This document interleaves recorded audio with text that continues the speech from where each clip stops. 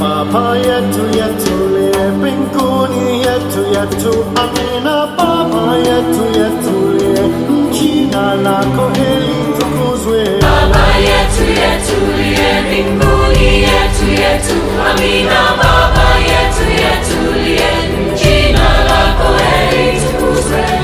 Tupe leo chakula chetu, tunachohitaji, utusamehe makosa yetu kama nasi tunavyowasamehe waliotukosea, usitutie katika majaribu, lakini utuokoe na yule mwovu.